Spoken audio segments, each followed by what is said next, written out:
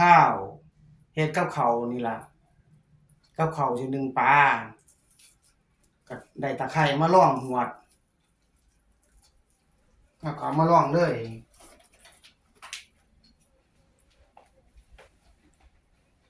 ได้ปลานี่ล่ะปลาช่อน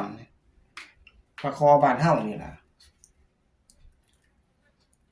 ก็นึ่งมื้อนี้นึ่งใส่ผักนี่ล่ะผักก็เตรียมไว้แล้วเปลี่ยนอาหารไปนำนึ่งปลาใส่ผักตำแจ่ว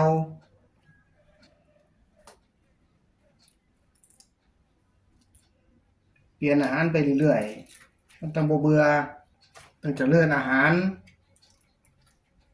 จั่งน่ากินขึ้น